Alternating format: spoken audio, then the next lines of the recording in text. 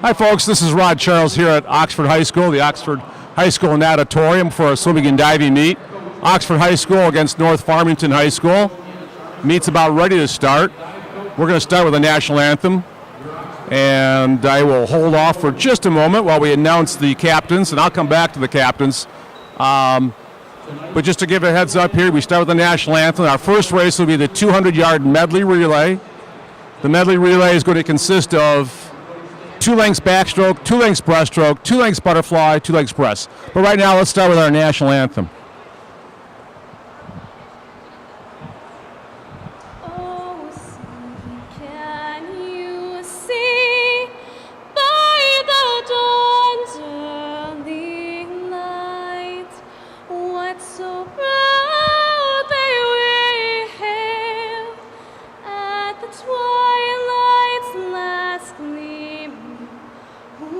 Stripes and bright stars through the perilous fight, o'er the ramparts we watched were so gallantly streaming, and the rockets' red glow, the bombs bursting in air, gave proof through the night that our flag was still there. Oh, say does that star-spangled banner yet wave o'er the land of the free and the home of the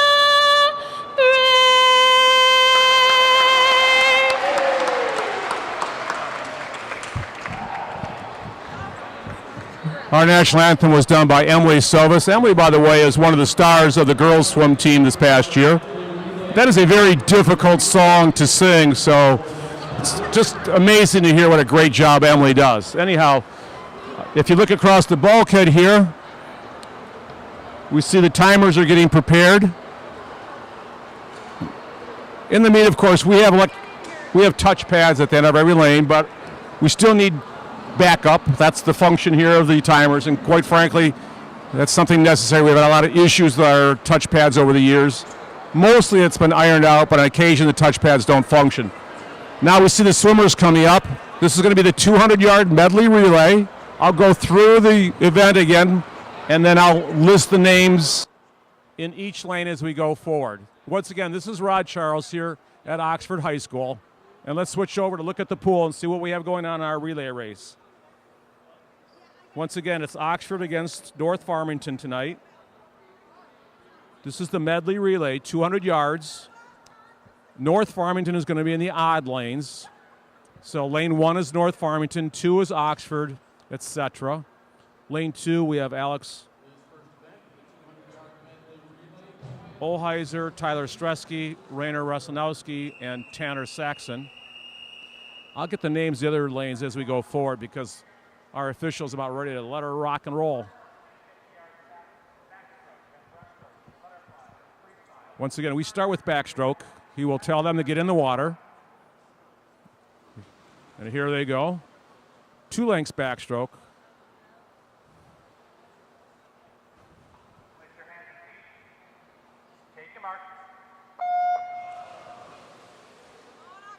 And away they go. Once again, lane 1 is Farmington. Oxford is in the even lanes. Lane 1 is the lane closest to the camera, if that helps you. The scoring in relays is 8-4-2, so it's critical.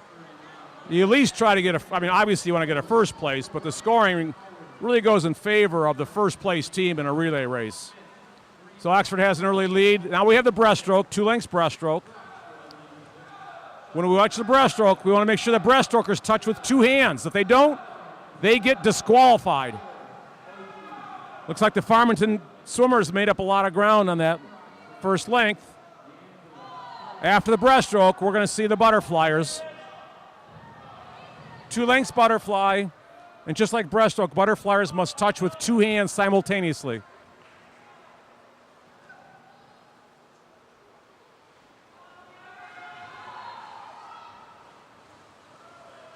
After the butterfly is the crawl stroke. Most people say freestyle. Looks like the first and second place teams. It's going to be very close. It's going to come down to the last swimmer. And we got quite a battle going on for third, fourth, and fifth as well. Once again, we've got Oxford in the even lanes. Oxford's in first place right now. Here again, that would be 8 points for the team.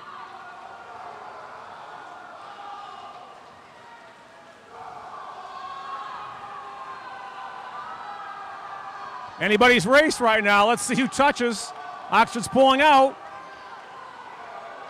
And the Wildcats look like a first place. Fouled by Farmington. Lane 6, the Wildcats look like to pick up another 2 points. So Wildcats get 10 points. North Farmington gets 4 out of that race. First 3 teams score for their team. First three relay teams.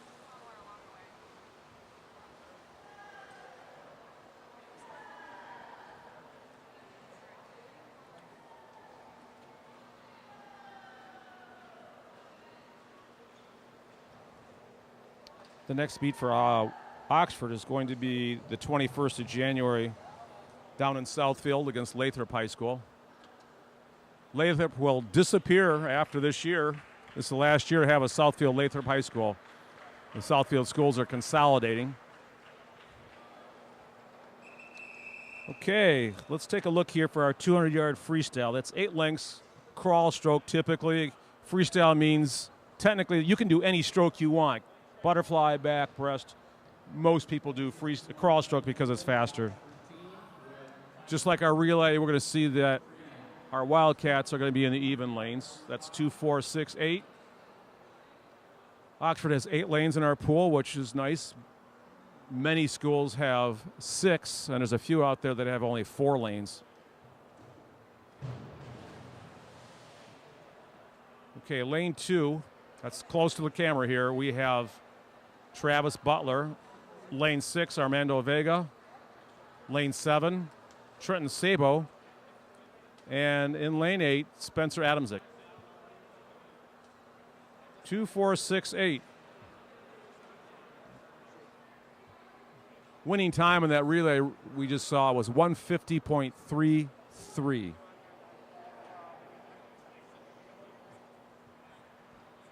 Eight lengths freestyle. It's always a tough race because it's not a sprint race. It's not a distance race, but it's kind of like Goldilocks. It's neither hot nor cold. It's in the middle. The thing with an 8-length race, it's relatively short, so you can't really afford to pace yourself too much because there's not enough room to make up for lost ground.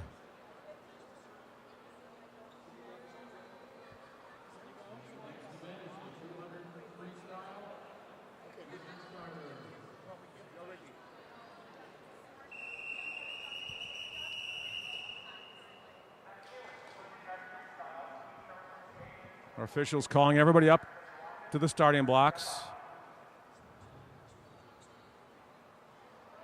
Take your mark.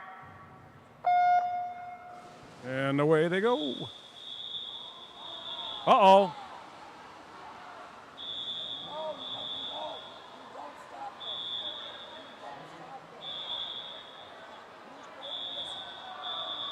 There's a whistle blowing. We don't know if they should stop or not. There's an alarm system going off here at the high school. Of course, the swimmers can't hear it. The lights are flashing and the alarm's going off. Most people are looking around saying, what the heck are we going to do?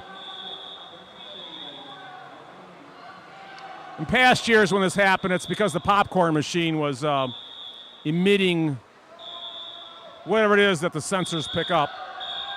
Okay, we're at the halfway mark here. 4 lengths. Our lead swimmer, lane 5, hits the wall at 54. That's a nice split. Oxford at about 56.5.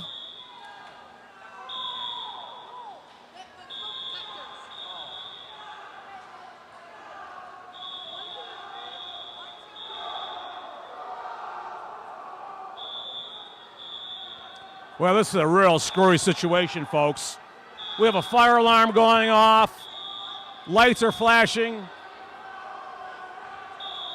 But the race is still going on. Oxford's catching up, by the way, lanes 4 and 5. This is where you have to gut it out. We'll see. Anybody's race. Let's see who hits the wall. Farmington hits the wall about 1.5 seconds ahead of the Oxford swimmer.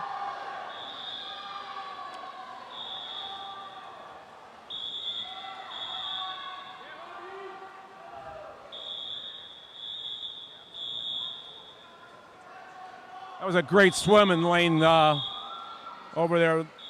Some pretty good swimming.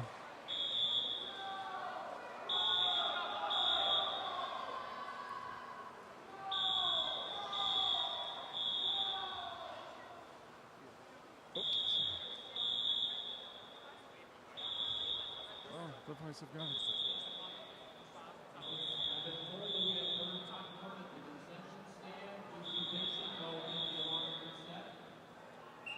The announcer at the pool just advised people in the stands just to be patient while the alarm is reset. Of course, that's not doing anything for our ears.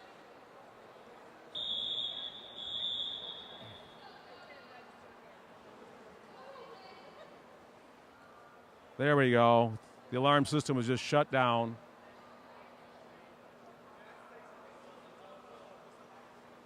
Typically, it's when the popcorn machine does something rude.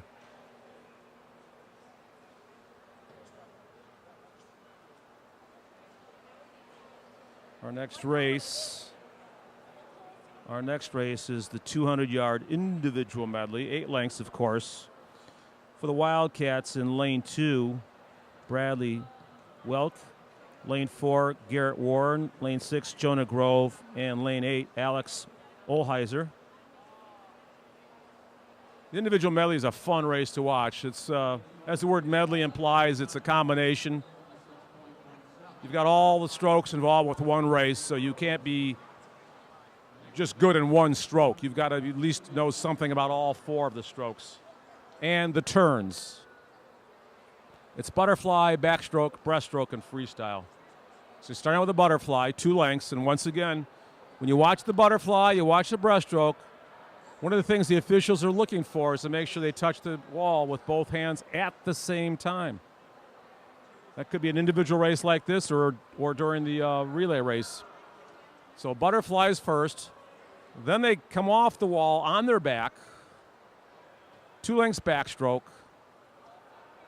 Then off the backstroke, they're going to flip onto their belly and 2 lengths breaststroke. And then the breaststroke, they finish up with the freestyle, with the crawl stroke.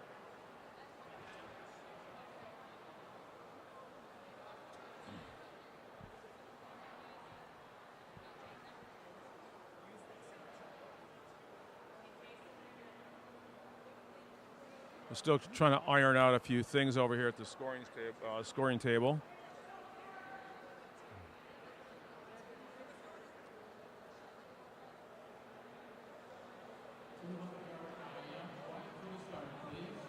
When you look at the pool, as the camera goes across the pool, we notice the flags that are draped over the pool.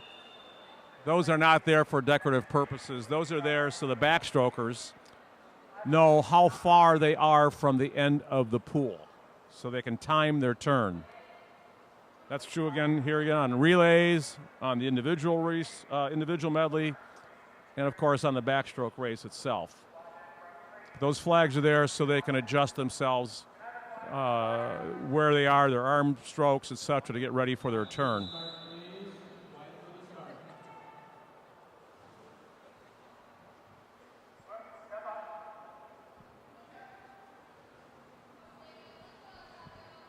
Take your mark. 2 lengths fly.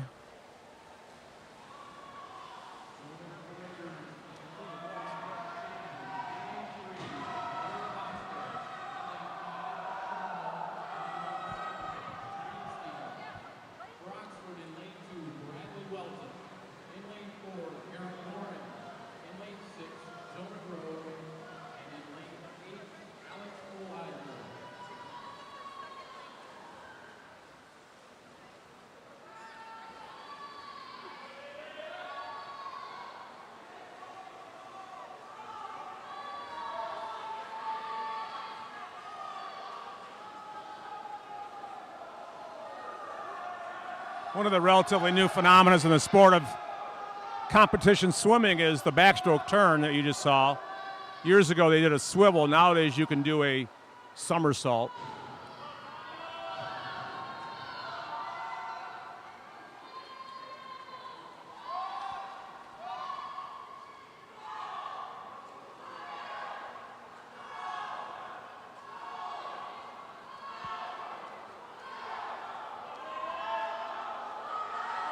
Typically in a swim meet,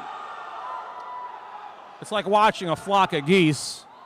The coaches typically put the swimmers with the fastest times in the center of the pool.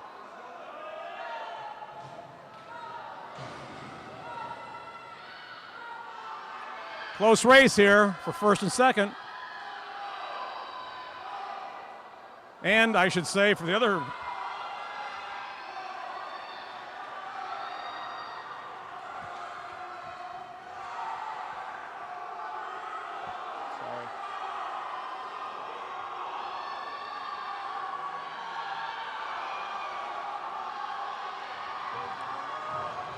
Wow, anyone's race. Let's see who. It's going to be a fingernail. I think the fingernail lane 5 looked a little bit longer.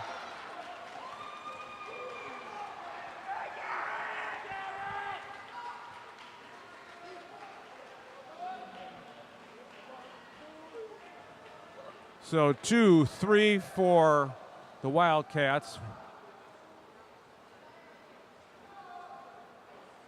2, 3, 5 for the Wildcats. 2, 3, 5, 7 is what it looks like from here. Of course, the officials make that a determination.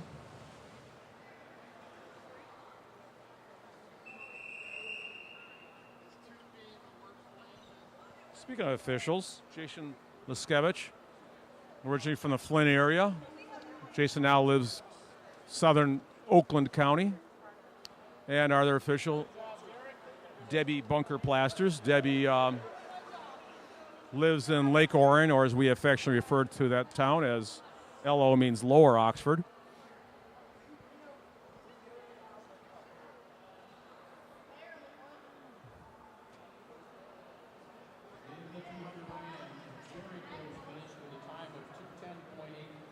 The difference between first and second was less than a second.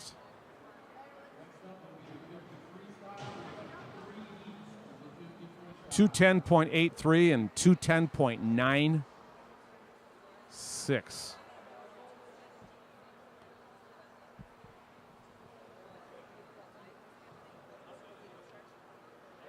Okay, now we have the 50 freestyle. This is the shortest race in high school swimming. 2 lengths. Once again, typically they're going to use the crawl stroke. One of the nice things about this race is for a lot of the newer swimmers that want to get in a race that's relatively short, so it's not as challenging as a 500. You get a chance to get in there, get the experience that you want to get on your turns, your starts, your stroke, the whole thing. Typically, in most athletic endeavors, you look at things like technique as one of the 3 factors. So in a race like this, short, you want to make sure your start is crisp. You don't want to be sitting there lollygagging when the sound goes off. Your turns better be good too, because there's only one of them.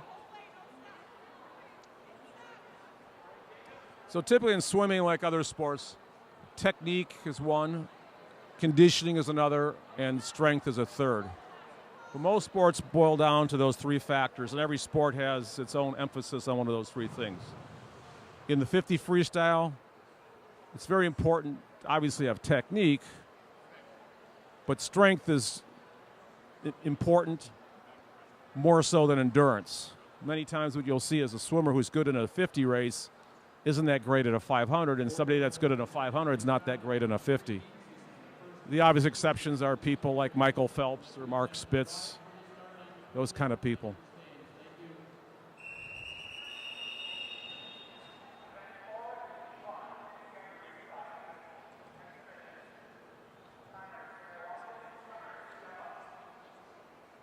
Okay, 2 lengths. Oxford's in the even lanes.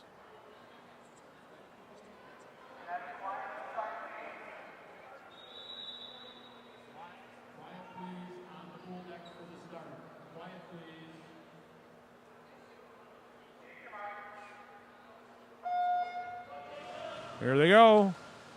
Whoops. Looks like lane one as you work on that start.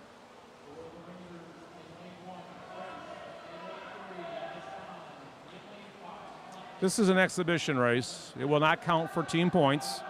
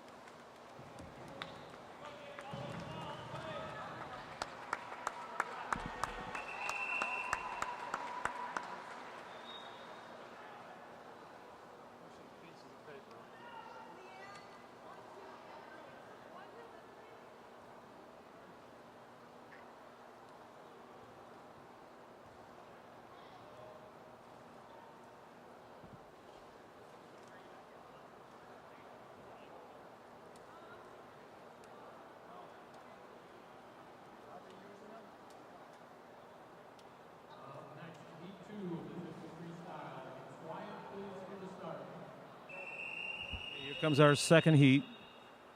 Once again, this is exhibition. Oxford's in the even lanes. Tyler Stresky's in 2. 4 is Mario Scribner. 6, Jake Carson. And lane 8 is Luckland Palmrose.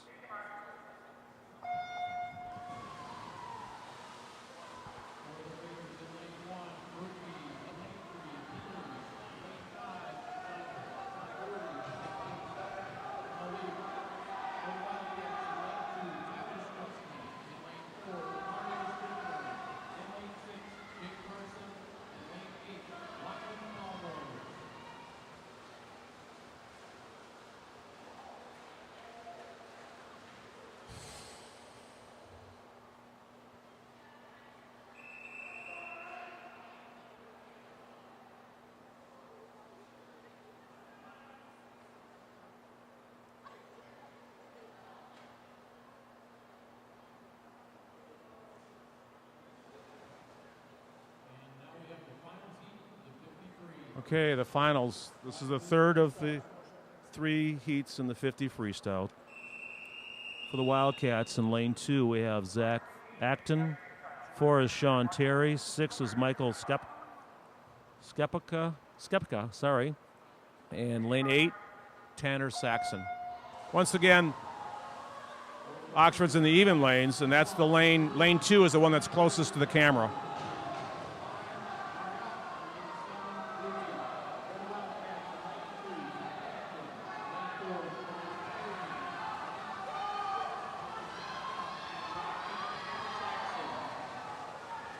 Wow, that was a fast time, boy, I tell you.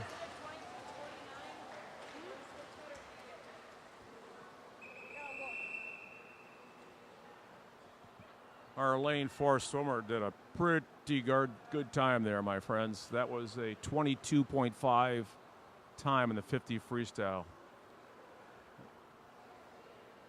Excellent swim, lane 4.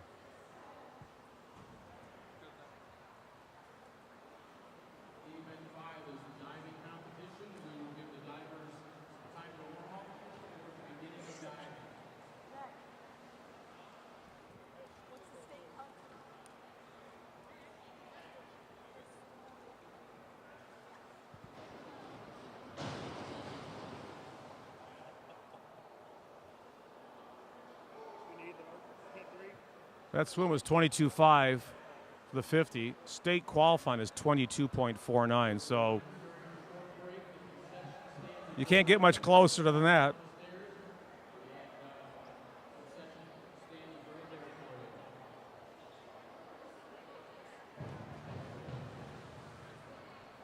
Our next event is going to be diving, but we're going to take a quick break. I want to repeat, this is Rod Charles here at Oxford High School, Oxford Community Television, OCTV, And we'll see in a few minutes after the divers get a chance to bounce around a little bit.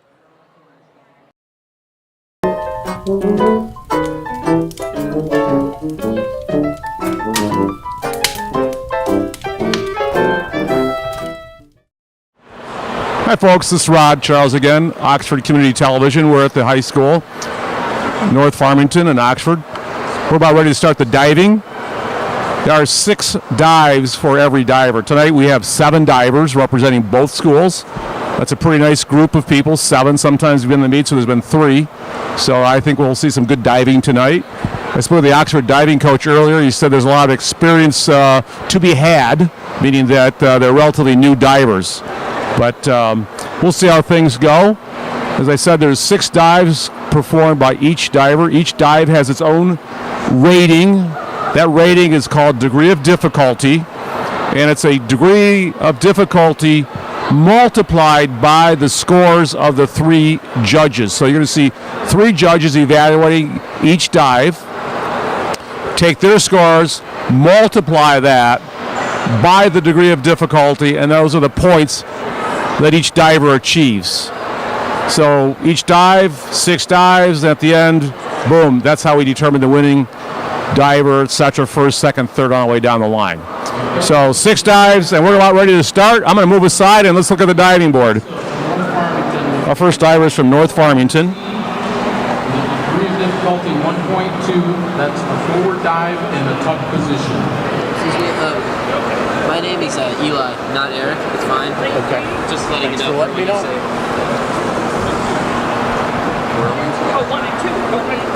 Who are we doing right now? Right now, Asa Turkmani from North Farmington.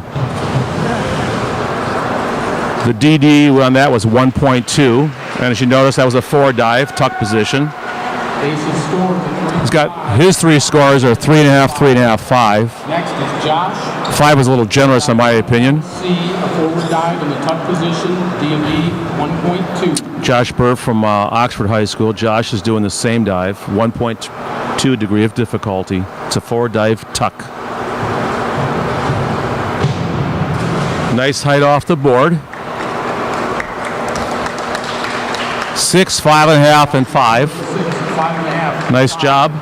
Tom will be doing dive 103B. Tom Niddlebrun from North Farmington. Forward 1.5 somersault. He's doing a forward 1.5 somersault pike. 1.7. The change here is his degree of difficulty is 1.7. So obviously if you get good scores and a higher degree of difficulty, you garner more points.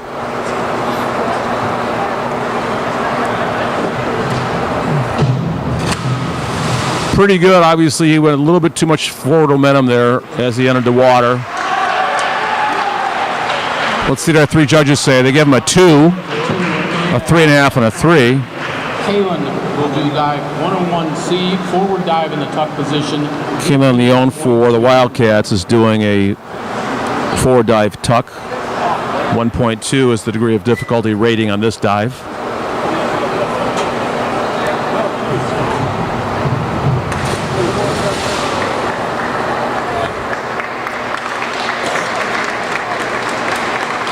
Our 3-judge panel gives him 3.5, 4, and 4.5.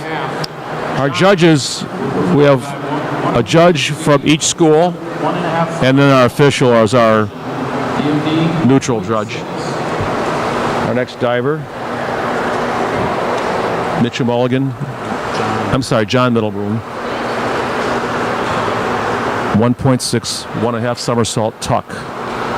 Once again, it's a 1.6 degree of difficulty.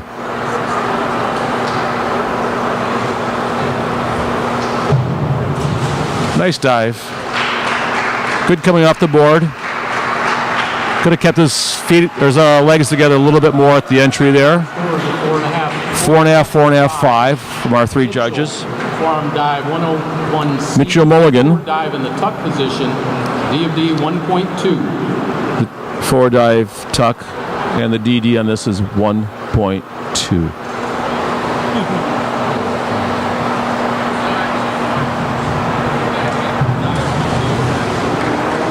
Good height off the board.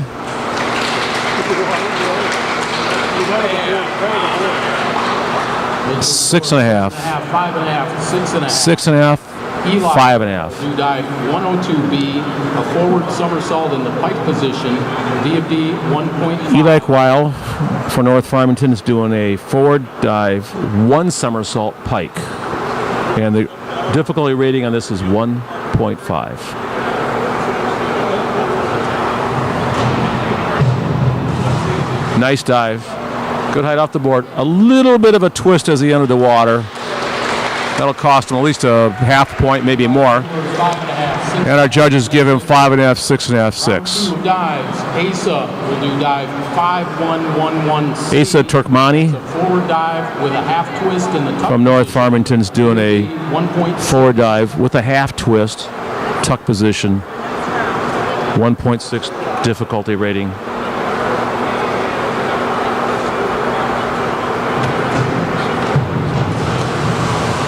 I'm not sure he pulled that off. We'll see what the judges say. That might be a 0 dive.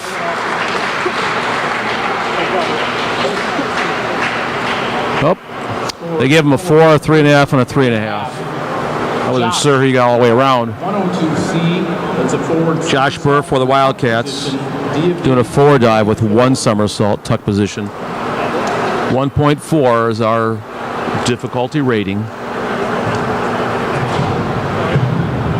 Great height off the board. Nice job.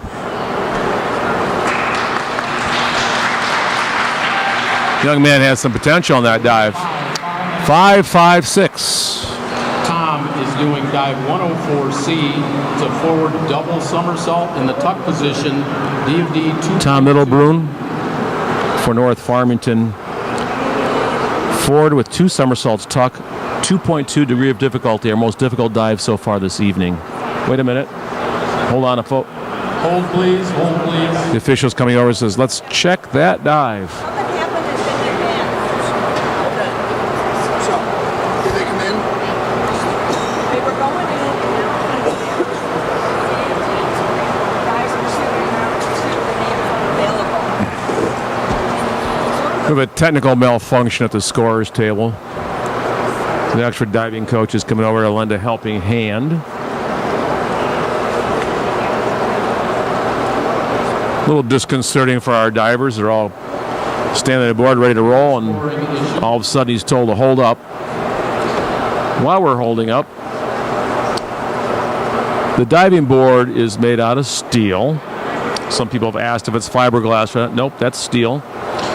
This is a 1 meter diving board. Typically in competition diving, you'll see a 1 meter at the high school level. You can also see, depending on the venue, 3 meter boards, and if you want to get into things like the Olympics or the summer season, there are also 10 meter platforms. Okay, again, Tom. And you need a lot of courage, trust me, to dive off a 10 meter platform, having In the tuck position. been there and done that myself. Anyhow, once again, this is our most difficult dive so far this evening, a 2.2, 2 somersaults in the tuck position.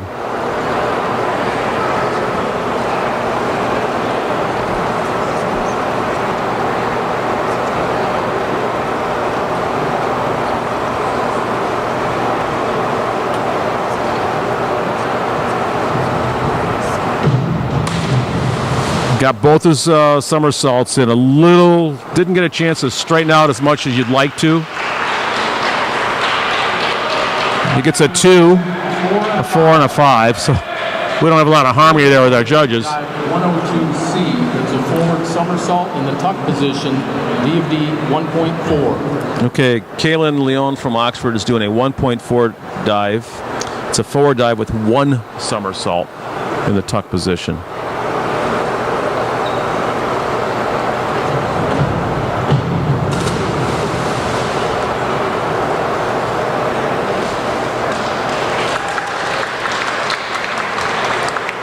We'd like to remind people who are watching a diving meet that the water that's squirting out underneath the diving board is there for a purpose. It's to create ripples on the water so that the water has something that divers can see as they're spinning through the air. Otherwise, it would be too transparent.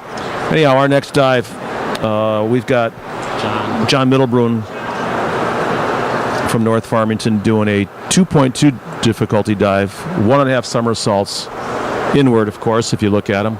Tuck position.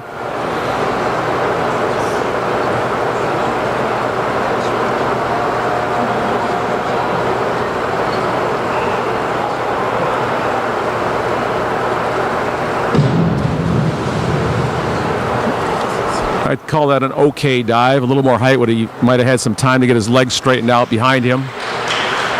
Maybe a 4, maybe a 4.5. We'll see what the judges say. They say 3.5, 5, and 5. Mitchell will attempt dive 103C, a forward 1.5 somersault. Mitchell Mulligan Tuck position, coming up to the diving board. 1.6. He's doing a 4 dive with 1.5 somersaults. That's a 1.6 difficulty rating. 1.5 somersaults. How fast you spin is dependent on how tight you tuck your arms on your knees. Or tuck your arms around your knees, I should say. And pull your knees up towards your chest. He gets a 4.5, a 5, and a 5.5. So if you want to get 2 somersaults, then you got to tuck a little bit harder than if you're just doing 1 somersault. Back somersault in the straight position, D of D 1.7.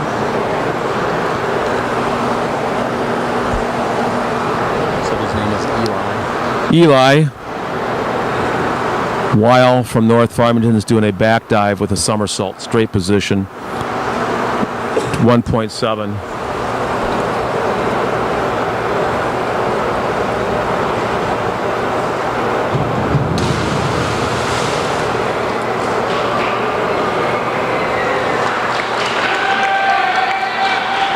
Three and a half, 4.5, 4.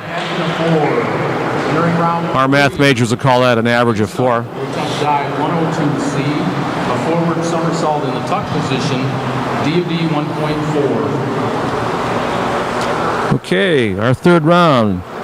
Asa Turkmani, North Farmington, forward dive, 1 somersault tuck.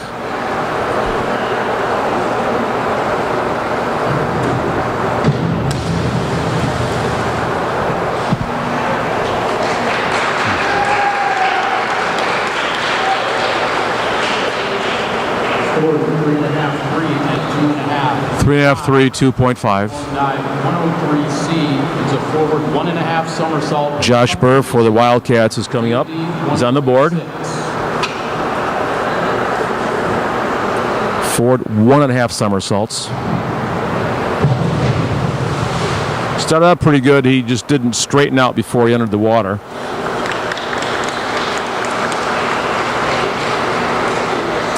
Three and a half, 4, and 4. Will perform dive 302C, a reverse somersault in the tuck position, D of D. Tom Middlebrun from North Farmington.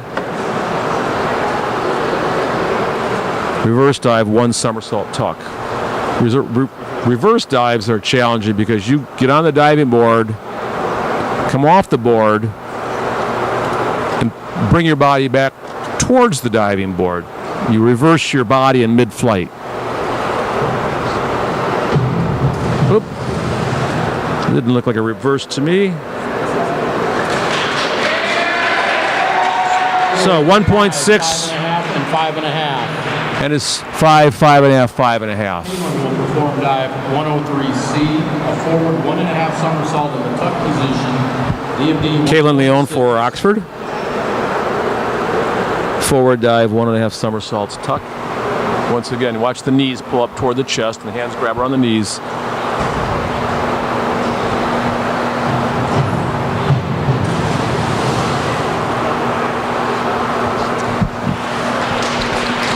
For those people who are diving fans, diving is physics.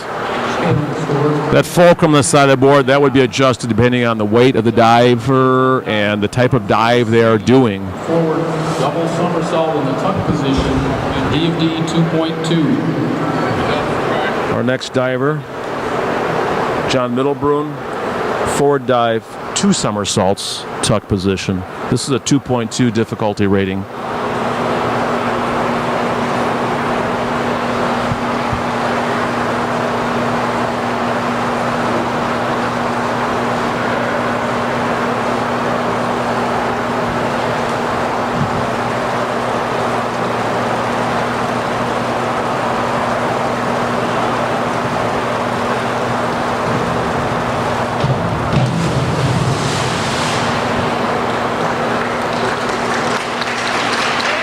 Got his somersaults in. Here again, he was a little bit too much momentum carried him over. 4, 4, and The a 5. three judges gave him a 4, a 4, and a 5. 301C, a reverse Mitchell dive in the tuck position. Mulligan for the Wildcats coming up. 1.6. Mitchell's doing a reverse dive tuck. 1.6 is the difficulty rating.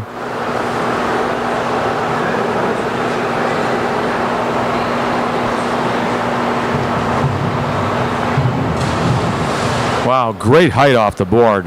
Very impressive. Score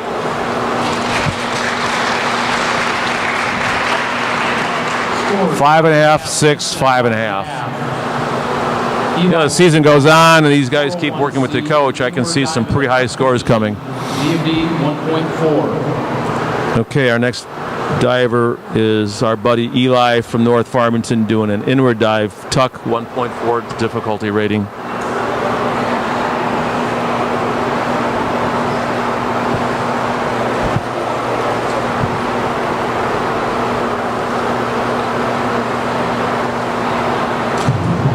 Nice dive. Nice job, Eli.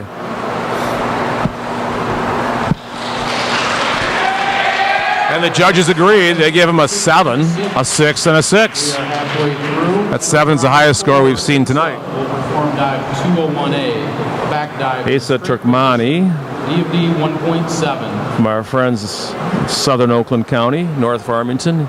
Back dive, straight position, 1.7.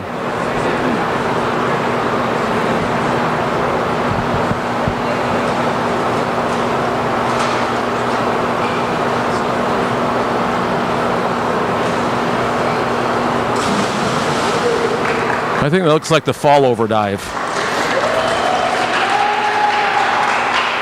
And the judges give him 0, 2, and 1. Josh will perform dive. Josh Burr for the Wildcats. Dive in the tuck position, DFD 1.6. Doing a reverse dive tuck.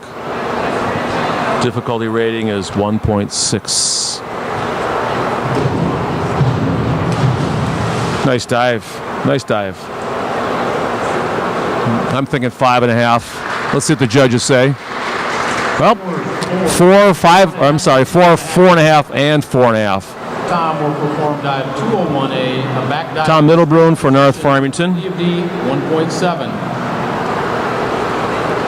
Back dive, straight position, 1.7 degree of difficulty.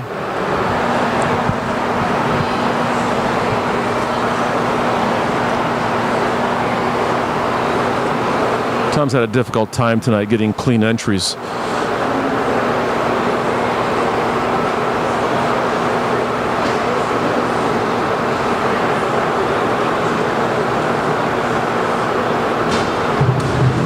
That was nice. That was a clean entry. Judges gave him 4, 6, and 5.5. Kalen will perform dive 401C. Kalen Leon for Oxford High School. DFD 1.4. Inward dive, tuck, 1.4. You can see him adjusting the fulcrum on the diving board. Once again, this is an inward dive.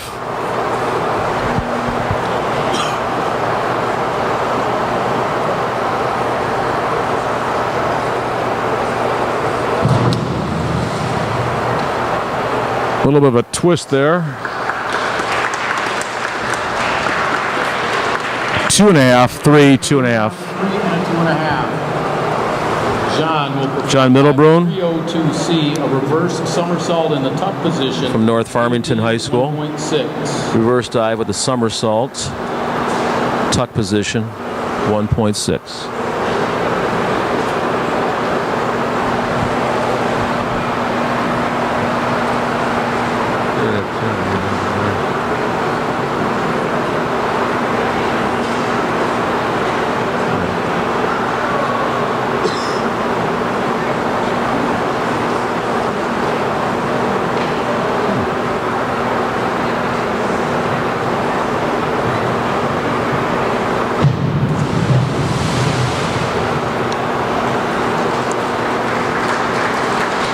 Our three-judge panel gives him a 3, a 4, and a 5. Mitchell will perform dive 201C, a back Mitchell dive Mulligan for the Wildcats coming up. 1.5. Mitchell's dive is a back dive tuck, 1.5 difficulty rating.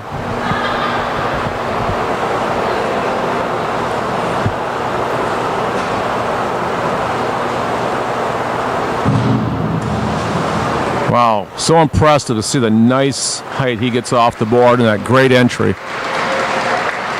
And the judges give him 6, 5.5, and 7. I think that 5.5 was a little bit on the cheap side. 302C, a reverse somersault in the tuck position, DFD 1.6. Our next diver, Eli Weil from North Farmington, doing a reverse 1 somersault 1.6. I'm sorry. Yes, that's right. Eli is doing a reverse 1 somersault 1.6. Again, the dive is 302C, reverse somersault in the tuck position, DFD 1.6.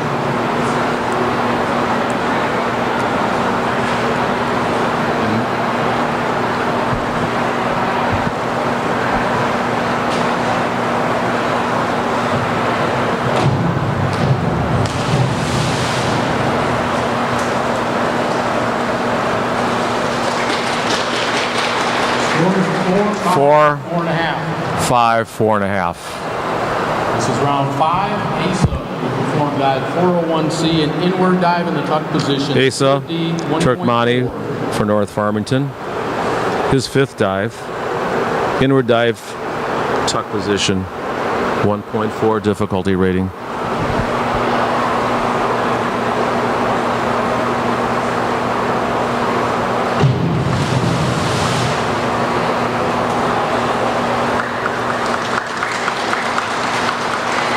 Asa's score is 2.5, 2, 3. Josh will perform dive 401C, inward dive in the tuck position. Josh Burr up there adjusting the fulcrum. 1.4. Josh from Oxford High School is doing an inward dive tuck position, 1.4. Same dive we just saw a moment ago. Let's see if we do a little comparison here.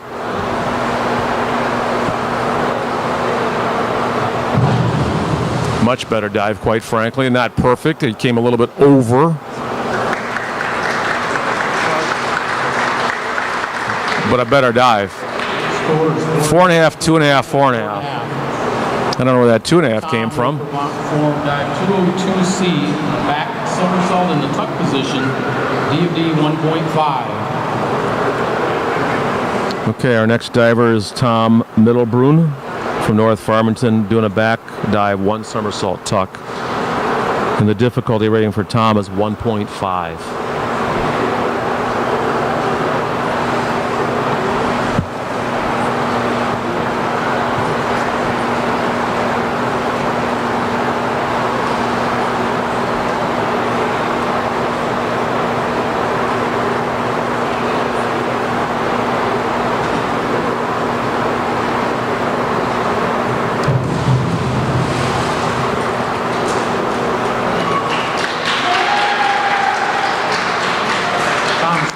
Our judges are consistent. They give them 5 across.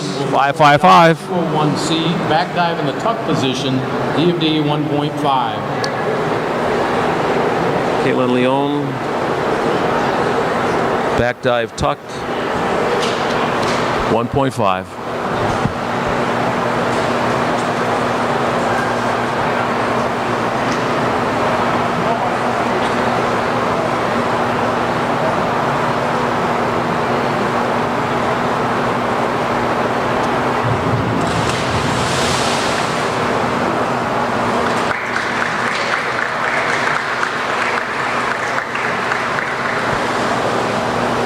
Caitlin's score is 2.5, 2, and a 2. John will perform dive 2.5, 2, and 2. back somersault in the tuck position, DFD 1.5. John from North Farmington, inward dive.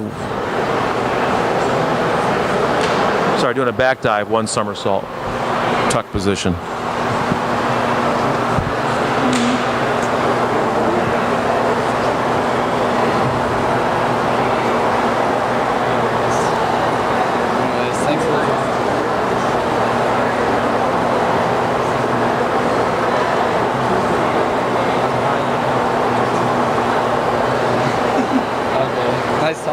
Thank you.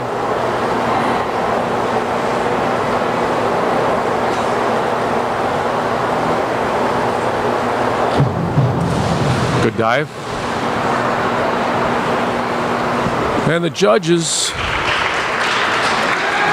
5, 6, And a 5. 5. Mitchell will perform dive 402C. Mitchell. Inward somersault in the tuck position. Oxford. D of D 1.6. Inward dive, 1 somersault, tuck. Degree of difficulty is 1.6.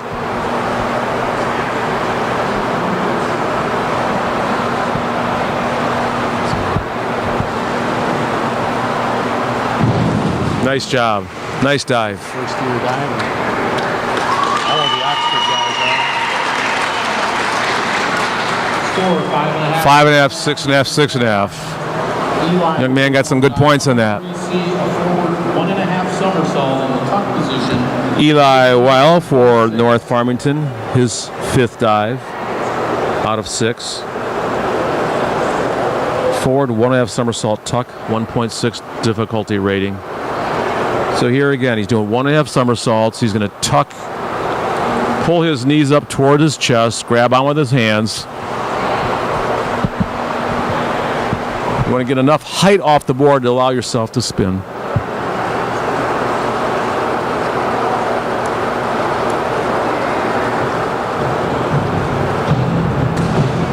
Nice dive. Very good job. 7.5. Wow.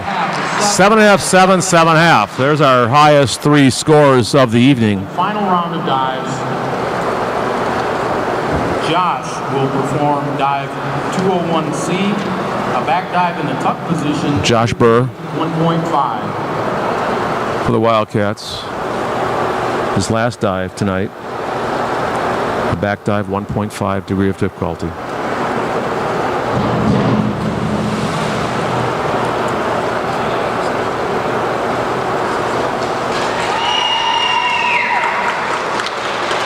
Score is a 4, 4, and a 4.5. 4, 4. Tom will perform dive 4.5. 2C, an inward somersault in the tuck position. D of D 1.6. Tom Middlebrun for North Farmington. His final dive of the evening is an inward dive, 1 somersault tuck, 1.6 degree of difficulty. More difficult for me to say it than for him to do it, I think.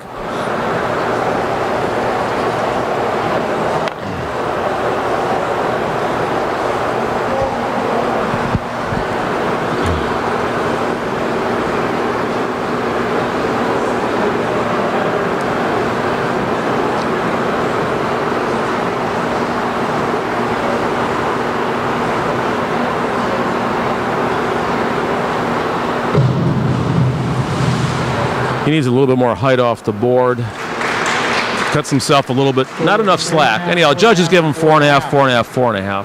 Kalen's final dive is 301. Kalen Leone, A reverse his final dive of the evening is a reverse dive tuck. D of D 1.6. Degree of difficulty is 1.6.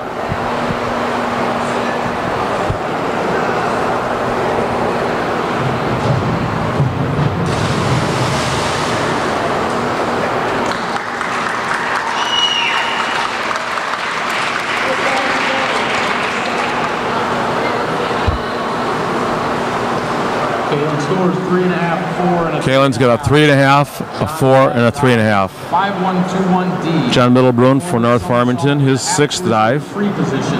D of D 1.7. 4 dive, 1 somersault with a half twist, free position. Degree of difficulty is 1.7. So 1 somersault with a twist. The James Bond dive. Shaken, not stirred.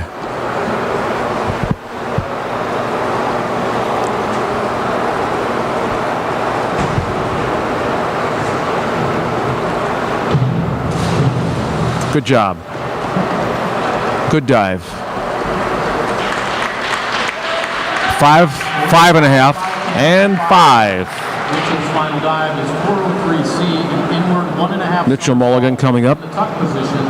for his 6th 2.2. the final dive of the evening. He's doing a 2.2 difficulty dive. He's doing an inward dive, 1.5 somersaults, and in the tuck position. Good enough height on this dive. It's really a pretty dive.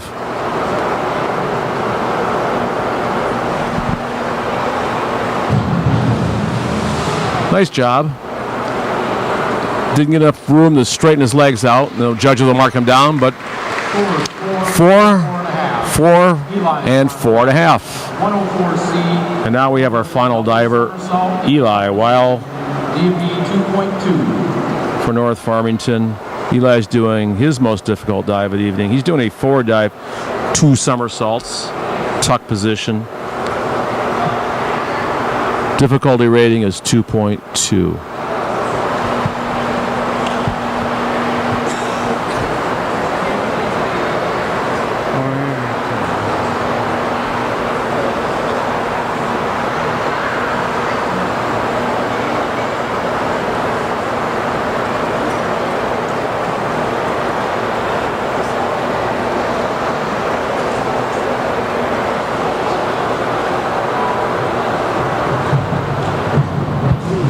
Wow, good dive. And I'll tell you what, pretty darn close to that diving board too.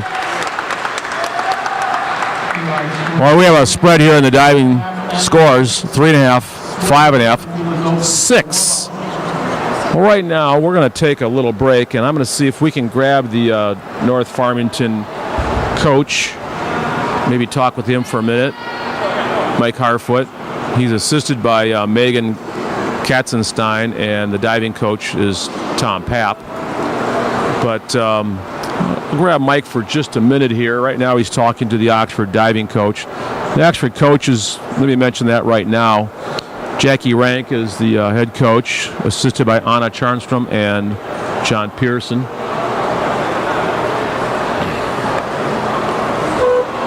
Our officials, as we mentioned earlier, Jason Luskevich and Debbie Bunker-Plasters. This is Oxford Community Television.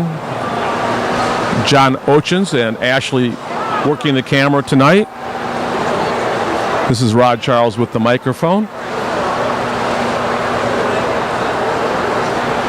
We'll wait just a minute here. I see over to our left the coaches do a little diving talk.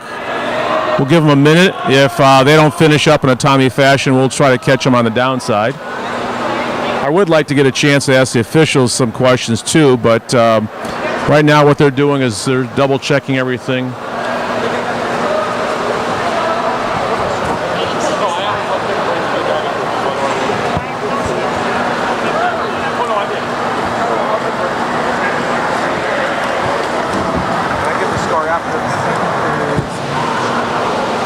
We're going to check on the score right now. We have current results up to the 50 freestyle, but the diving hasn't been finished yet, so they're working on that.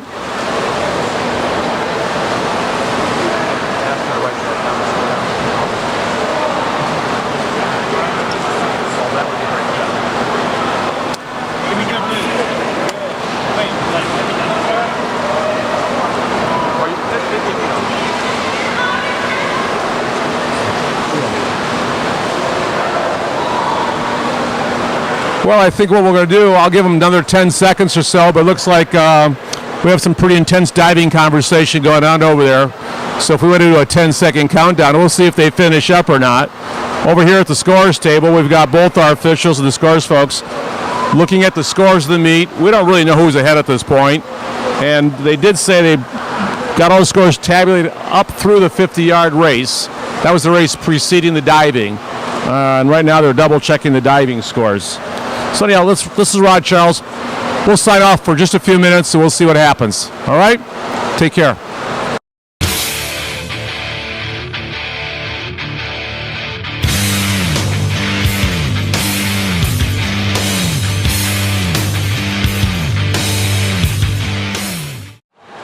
Okay, folks, this is Rod. I'm here with our two officials tonight, and I'm going to ask them to introduce themselves. So if you have any complaints, make sure you give them a call. My name is Jason Luskevich. Debbie Bunker Plasters. And I think they purposely have difficult last names so you don't call them. Exactly. Jason, could you give us a little background on the backstroke turn rules? Sure, yeah. So on backstroke turns, if it's not the final leg of the backstroke, then there's not much to the rule. You can touch the wall however you want. You can be in whatever position you want to be. When you finish swimming backstroke, you have to finish on your back, and Makes sense. touch the wall behind you. Now, Yeah. when you're the first length, you're coming down, but you can turn on your stomach and do a flip turn, right? Correct. What's the rule about how many strokes you can take? You can recover one arm. So a lot of people flip over and they have one arm down here, and they can. Excuse me, Mike. So they can bring the arm forward to complete the turn, but you can't stroke down while on your stomach. Okay, makes sense. And Debbie, how about if I ask you about butterfly turns, some rules on that, okay? Okay. Can I give us a high view of what the rules are on butterfly? All right, we're looking for a two-hand touch. It doesn't have to be on the same plane. Their hands can be like this, Okay. and then they pull themselves into the wall, turn around, push back off. Okay. It has to be a two-hand touch on both ends of the pool. Okay. You know, one of the things I mentioned during some of our broadcasts is that we say freestyle. Technically, it's a crawl stroke. Have you ever seen a race where somebody did something other than crawl stroke? During the freestyle event? Correct. Absolutely, yeah. Have you? Yeah, usually it's a backstroke. I don't know why they prefer. Now, if that's the Yeah. case, do they start with a backstroke start? Yeah, they can. Okay. Yeah. How about you, Debbie? Have you seen a race where they've done something besides the crawl? Yes, I've seen races where they did every stroke. Oh, really? In the same race? Yes. So I didn't know that. You can switch. Freestyle is anything goes You switch Do you have to do it at the end of at the wall? at the wall. You all right, I was just. switch in between. You anticipated me. I was just thinking. I've known you for a while, Rod. It still has, No comment, folks. still has to be a proper touch on the wall, you know. Okay. Proper For whatever start, stroke they proper choose turn. to do, Right. they have to do that stroke legally from wall to wall. Okay. All right. Interesting. Yeah. In all the years I've been around, I've never heard that rule. So thank you. Learn something new every meet. Absolutely. Well, I'm here in the presence of the experts. I mean, we've got to exploit that. Absolutely. How about a quick heads up on some things on diving? What's the reason for having a required dive in every meet? That, as far as I'm concerned, it increases competition. It makes the divers have to be well-rounded divers. They can't eschew one of the types of dives in favor of the other ones. They've got to do every one. Yeah. By the way, you notice his choice of words. That's a pretty academic word there, eschew, a dive. I'm impressed. Well, And he's from Flint. I'm in Oxford, so I have to be a little bit pedantic. Okay. Right? All right. He's very erudite. Deb, can you tell us a few things that when you're officiating diving, some of the things that you look for? Okay. I'm looking for a proper hurdle. I'm looking for the diver to complete the dive in the air above the board. I'm looking for a good entry, toes pointed, legs straight, legs together. Okay. Good form. All right. That sort of thing. And then, of course, the mechanics of the dive. Okay. All right. Well, thank you both very much. I think we're both fortunate we have two good officials here. Yeah. Thanks, Rod. Thank you. Our score after the 50 freestyle, by the way, the Wildcats have 49 points. North Farmington has 29 points. So we've got a 20-point lead going into the diving. The diving is still being tabulated. That was an interesting conversation for swimming and diving aficionados between our two officials, Debbie and Jason. Both of them are pretty knowledgeable people. So some good stuff there if you want to get an idea of what we're looking at while we watch these broadcasts.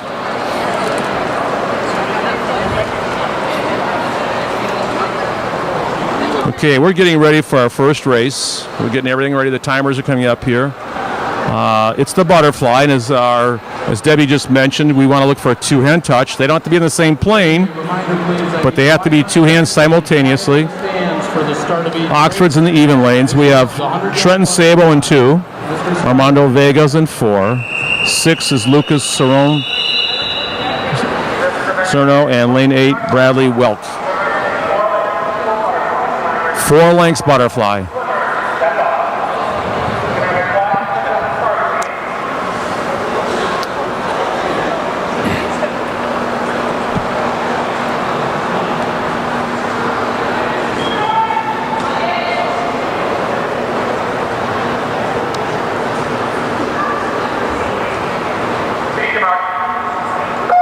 And away they go. Nice clean start.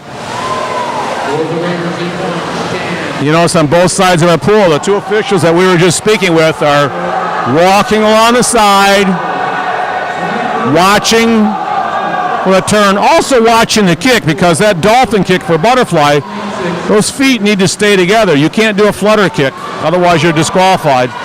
Anyhow, we have lane 5 for North Farmington's in first place. Splits at about a 26.5. Oxford's about a 27.5. I think in most people's minds, depending on your age, you might be thinking about Mark Spitz, famous swimmer from the 68 and 72 Olympics and 1976 Olympics. And then more recently, Michael Phelps. One of his favorite races is the butterfly.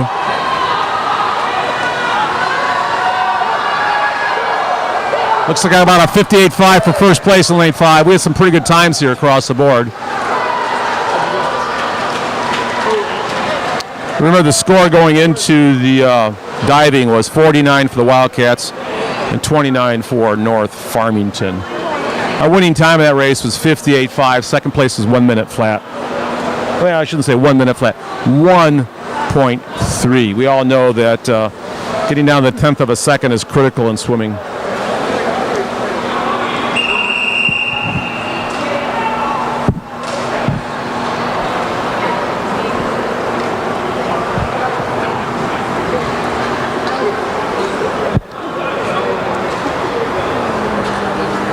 Oops. In the 100 fly.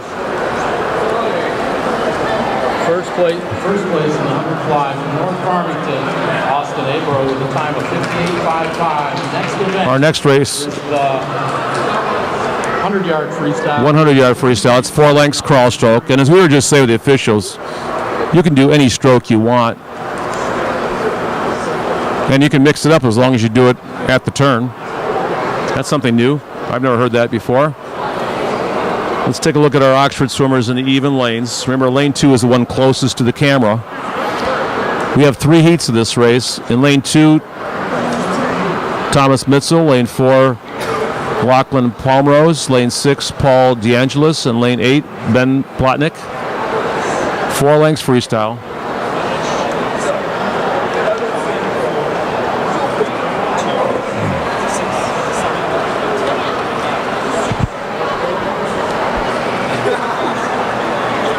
This is the first of 3 heats in the 100 freestyle.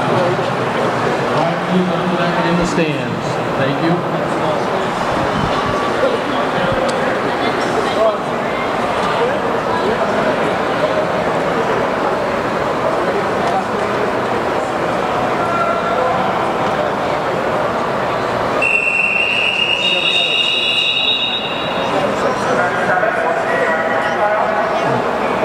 Our official, Jason Lishevich, tells the swimmers to step up and get ready. In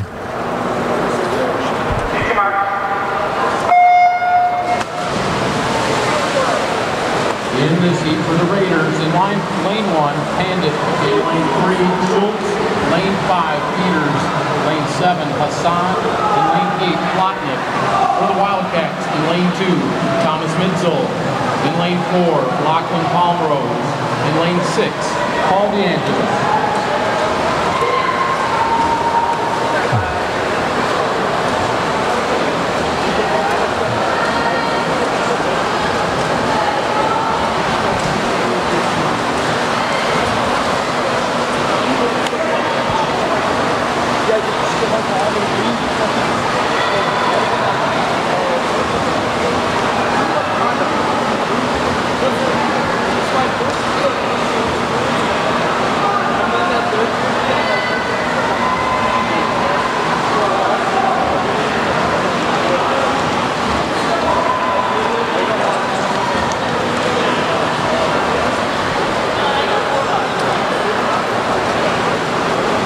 Nice arm stroke right there.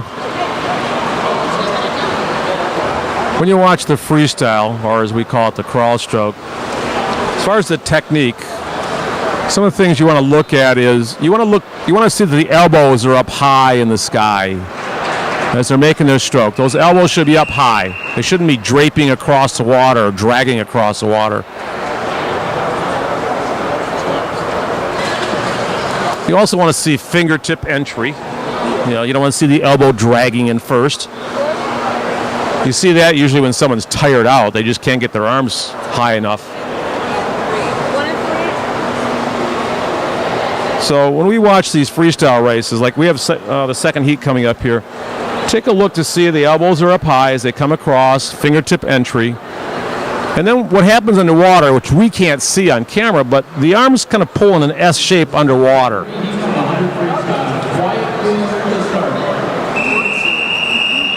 Okay, lane 2 for the Wildcats. Jake Carson for Jake Tash. Lane 6, Alex Holheiser. Lane 8, Sonny Malik. The other thing you're going to see on the short races like the 50s and the 100s is the kicking is different than a long race. You don't have to conserve energy, so you want to have a hard, fast flutter kick on a short race. If you take a look at our swimmer in lane 4, you see the kick also that you see in lane 4 here too. The elbows are up nice and high. That was a pretty sharp turn the young man just made.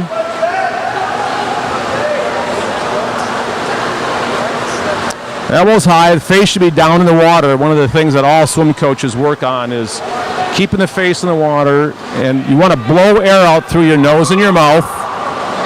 For people that aren't used to competition swimming, what they'll do is lift their head straight up, and that just wears you out. You notice a competition swimmer keeps his face down in the water. That was about a 56 and 100, nice time. Second place, about a minute flat.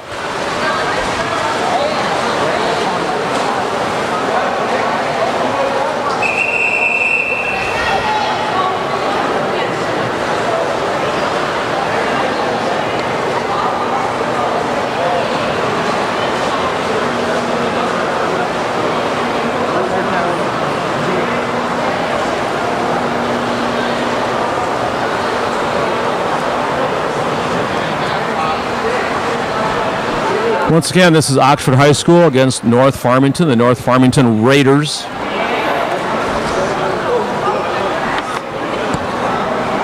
Our third and final heat of the 100 freestyle is coming up. This one's going to count for team points. For the Wildcats, we're going to have in lane 2, Mario Scribner, lane 4, Sean Terry, lane 6, Brandon Powers, and lane 8, Rainer Rustanowski. I'll repeat that. Lane 2 is Mario Scribner, lane 4, Sean Terry, lane 6, Brandon Powers, and lane 8, Rainer Rustanowski. This is 4 lengths freestyle. As we just were saying in the previous heat, what we want to look for as far as technique goes, among other things, is how the arms come across, the elbows should be high, fingertip entry. On a short race like 100, or relatively short race, I should say, the kick is going to be more intense.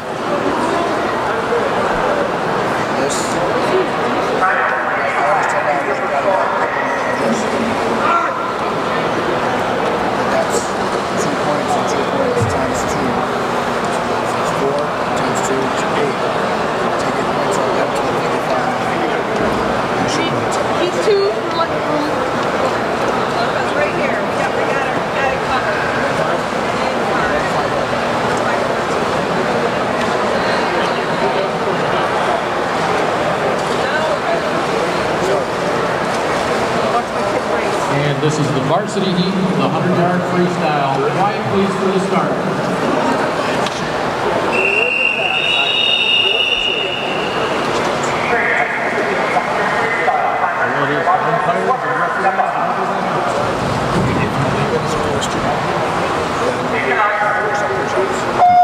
There they go. 4 lengths freestyle.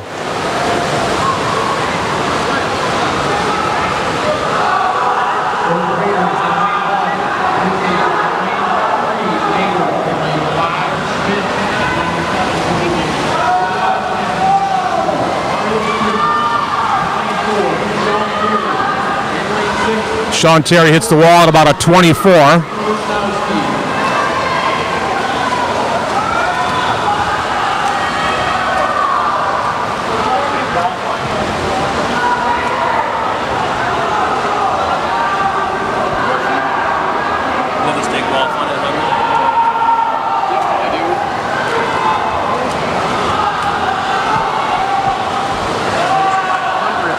I saw that.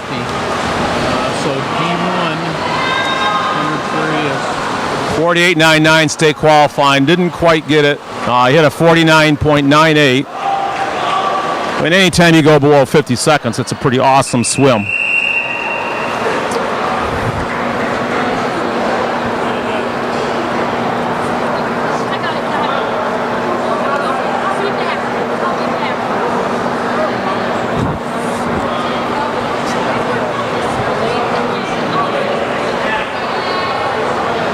Once again, Oxford High School, OCTV, Oxford Community Television. Ashley and John operating our camera. This is Rod Charles describing the action here at the pool tonight. Oxford High School Natatorium.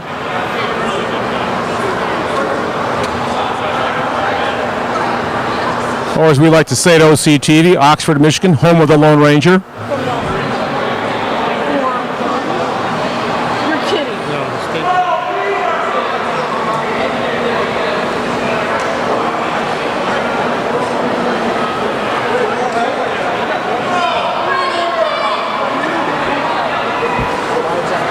Our next race is going to be the 500 freestyle. This is the longest high school race. It's 20 lengths. College, they swim this. They also swim the 1,000 yard freestyle. This is 20 lengths.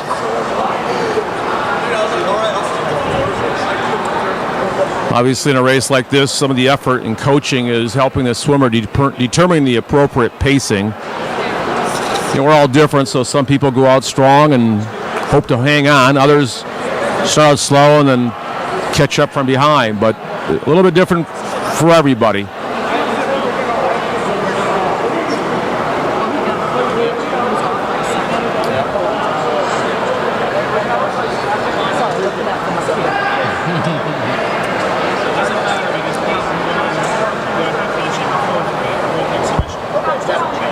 That's why. Sean Simon, 103 is an automatic qualifying time for Oakland County. Next event is the 500 freestyle.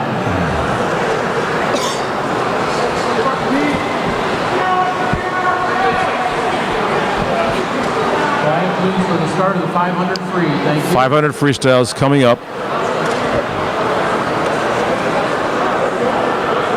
For the Wildcats in lane 2, Travis Butler. Lane 4, Garrett Warren. Lane 6, Zach Acton. And lane 8, Spencer Adamczyk. The difference in stroke in this kind of a race is obviously the turnover of the arms is not going to be as quick. And the kick, as I mentioned earlier, is not going to be quite as intense as it would be on a sprint race.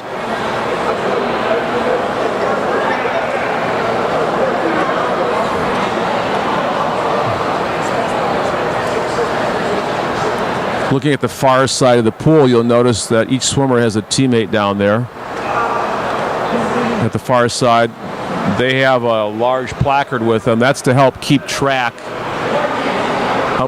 of how many lengths the swimmer has completed. It's very easy to forget.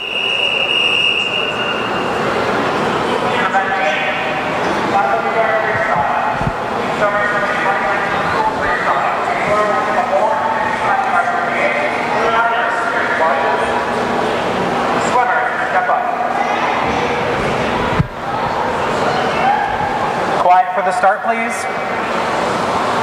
Take your mark.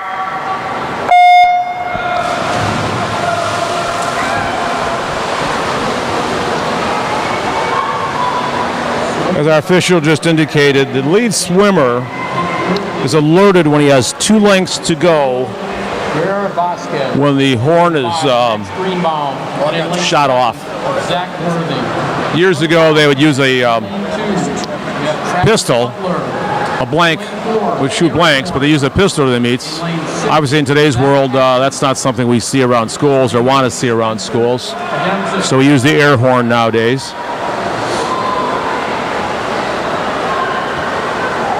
Okay, on the third length right now. And as I said earlier, if you look at the swimmers, you see those large placards telling them, hey, I've got 3 lengths done, only 17 to go.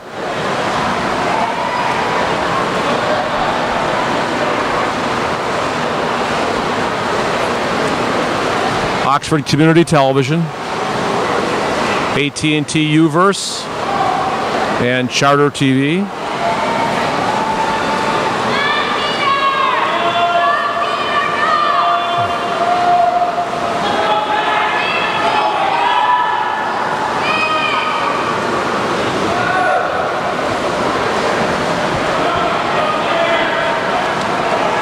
It might not be important to say this, but just in case somebody isn't aware of it, but the lane markers we see across the pool, the ones that are in Oxford colors, are there to dampen the wave action.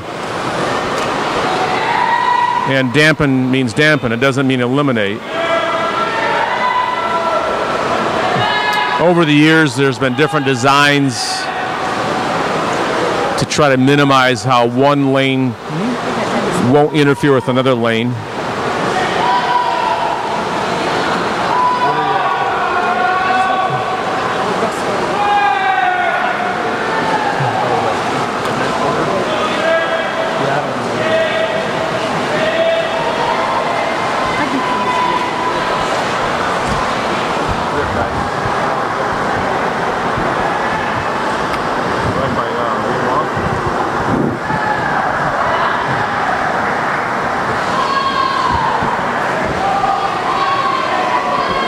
Let's take a look at the diving.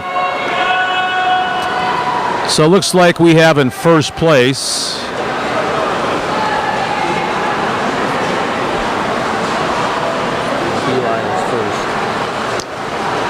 Eli Weil from North Farmington. He had 163.8 points. Second place for the Wildcats was Mitchell Mulligan. Mitchell was just a little bit behind. He had 158.25. Third place for North Farmington was John Middlebrun. John had 150.25. Fourth, his brother, Tom Middlebrun. He had 134.7. And in fifth place, Josh Burr from Oxford. Josh had 116.25. We haven't mentioned this yet, but the scoring for individual races goes as follows. First place gets 6 points, second gets 4, then 3, then 2, then 1, then 0. So the first 5 athletes score points for their team.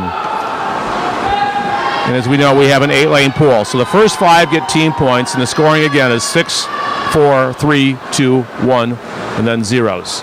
Relays 8, 4, 2, 0.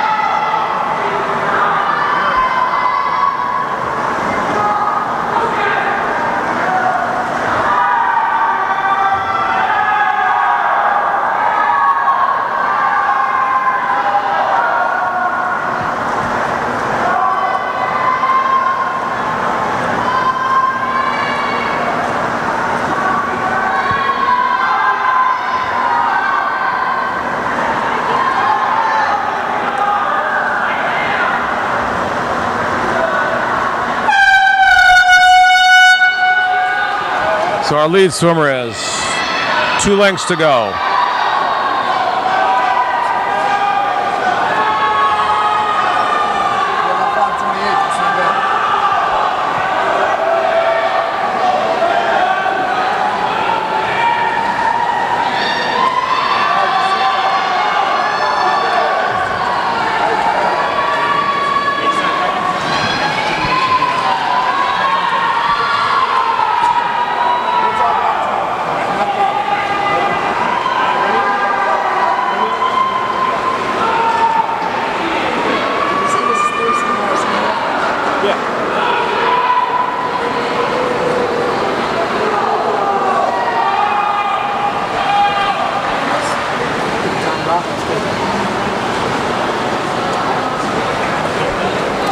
So once again, Oxford takes a first, and our friends from North Farmington, the North Farmington Raiders, get a second out of that.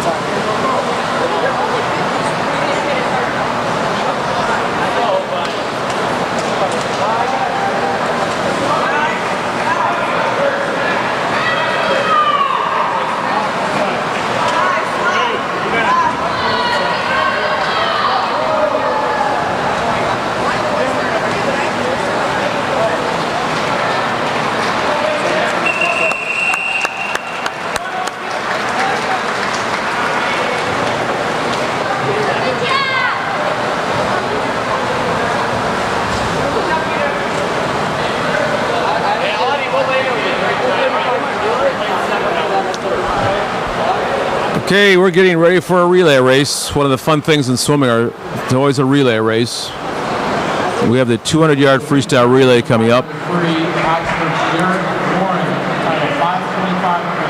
2 lengths each swimmer, 4 swimmers in each lane.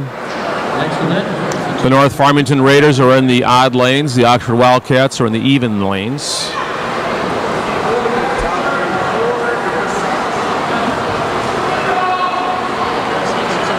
Lane 2, we've got Tom Mitzel,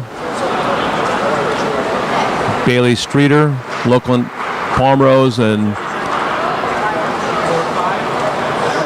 Kaylin Leon. Lane 4, we have Sean Terry, Armando Vega, Bradley Welk, and Travis Butler. And lane 6, Michael Skepka, Jonah Grove, Tanner Saxon, and Mario Scribner. It's a fun race. Each swimmer only does 2 lengths. A couple things that officials always look for on a relay is to see that there's nobody that jumps off the blocks too early.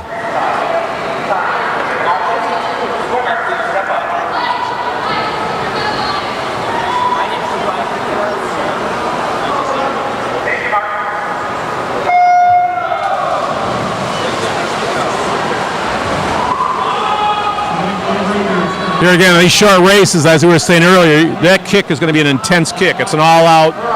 The 50 is the shortest race in swimming, so there's no reason to hold anything back.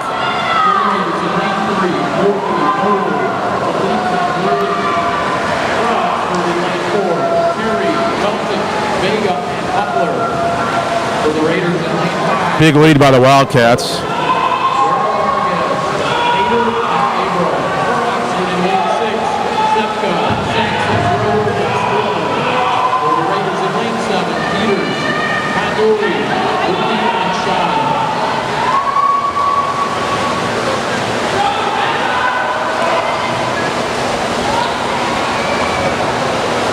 Here again, the scoring on races, the relay race is 8-4-2. Always nice to pick up a first place on the relays.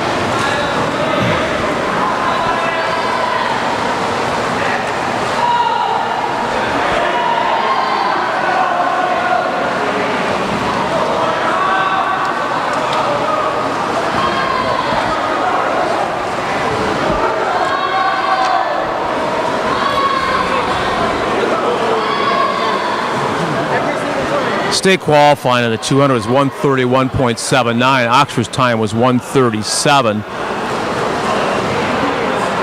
Close, but no cigar. But there are more meets coming this way, so.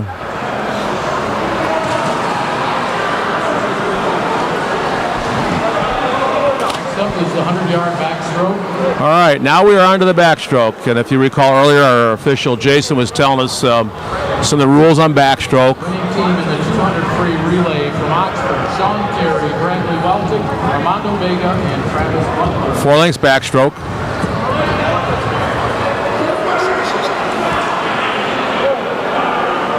For the Wildcats in the even lanes, we've got Lucas Sereno, Brandon Powers, Jake Tash, and Tanner Saxon in lane 8.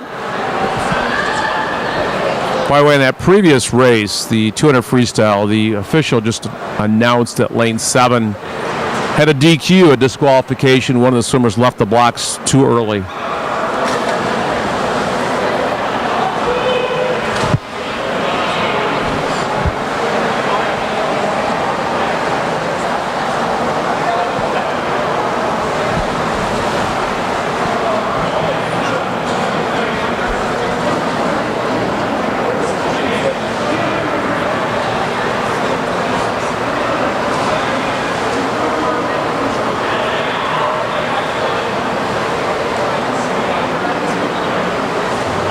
In event 10, the 100-yard backstroke. Quiet, please, for the start.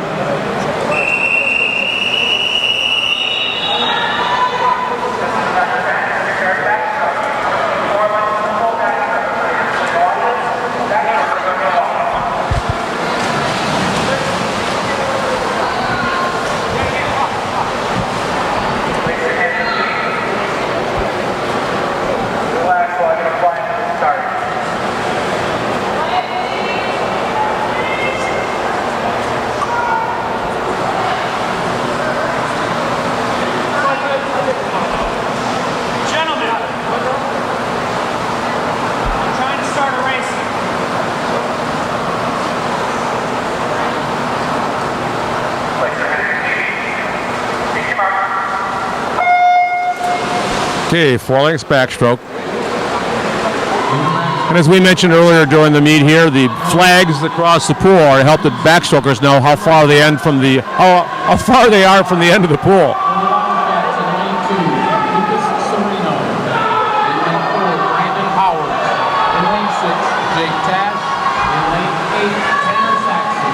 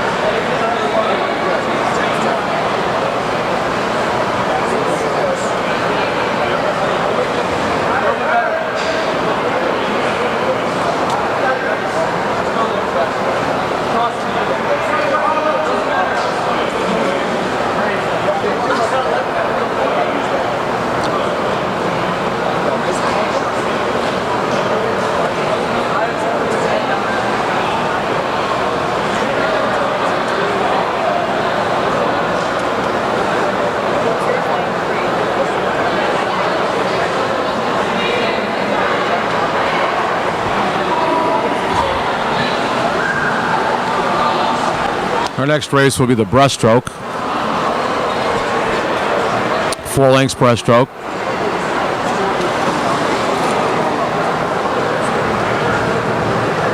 For Oxford in lane 2, that's the lane closest to the camera, we have Tyler Stresky. Tyler's a junior. Lane 4, Michael Stepka. Michael's a sophomore. Lane 6, Jonah Grove. Jonah's a junior. And in lane 8, Rainer Rustanowski, who is a senior. 4 lengths breaststroke. Once again, this is Oxford Community Television. Quiet please with the start. AT&T Uverse and Charter TV. We have Ashley and John on the camera, and this is Rod Charles with the microphone.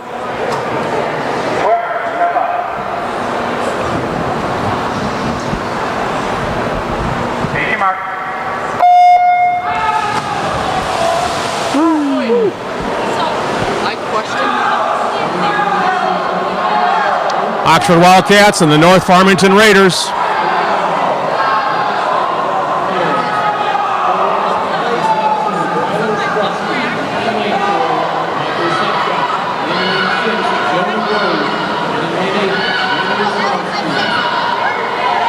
You notice on the breaststroke, long reach in front of your face. Nice split at the 50, about a 31. Long glide underwater, that's where your lungs are just burning out.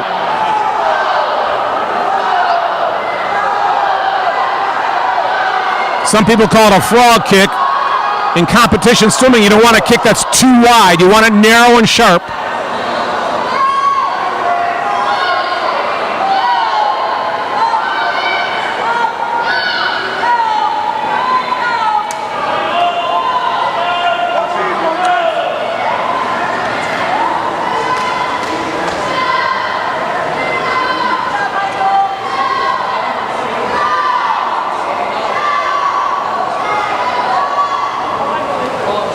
Lane 5 took it with a 105.39.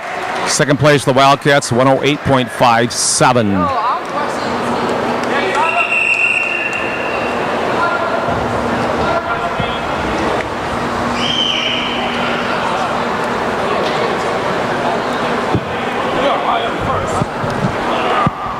Taking first place in the breaststroke for the Raiders, Max Greenbaum.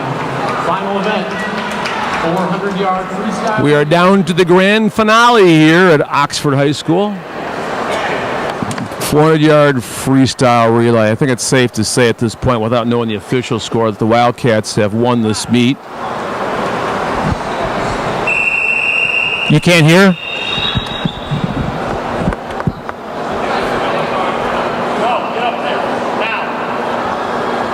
This is event 12, 400-yard freestyle relay. Swimmers swimming 4 lengths pool freestyle. Timers clear your watches. Swimmers, beat swimmers, step up.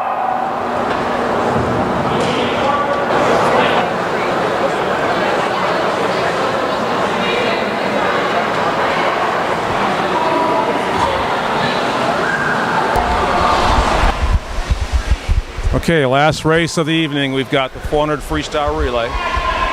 Right now, as I was saying a minute ago, it's safe to say that Oxford probably going to win this meet. We don't have an official score. I guess electronic scoring isn't as quick as hand scoring. The Raiders in lane 3, Shannon, Murphy, Greenstein, and Nader. 4 lengths each swimmer. Perry, Warren, Powers, and Baker.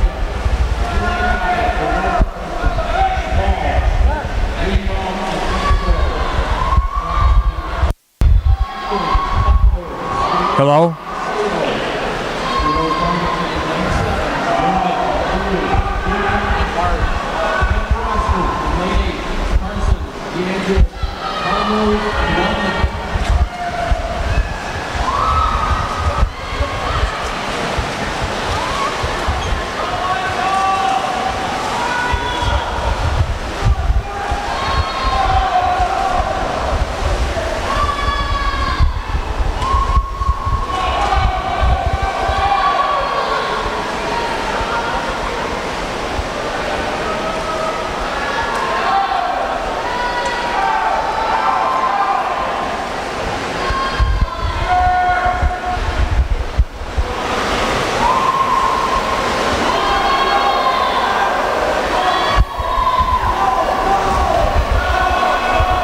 Okay, can you hear me? Okay. Okay, we're at Oxford High School. Last race of the evening, Oxford Wildcats and North Farmington Raiders.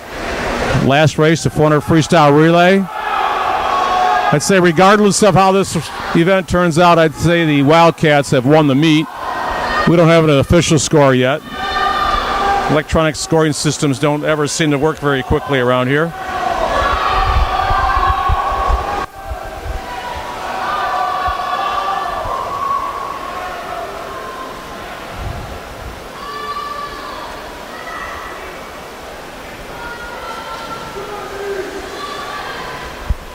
Once again, Oxford is in the even lanes.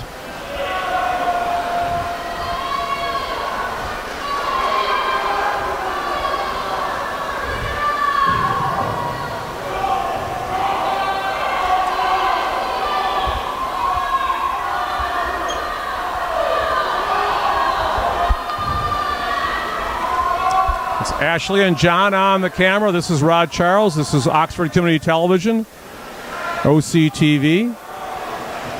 Charter Television or AT&T Uverse.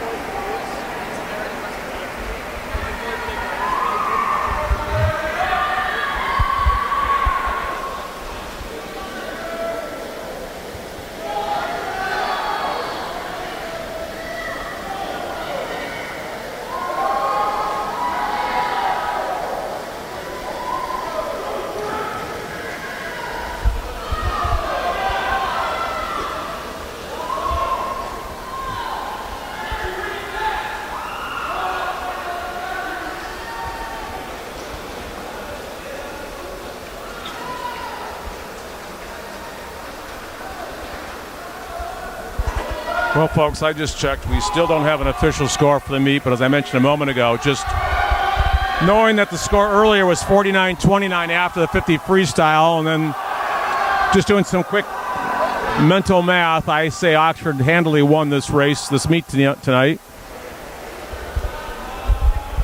We'll have to check the Oxford leader for official scores.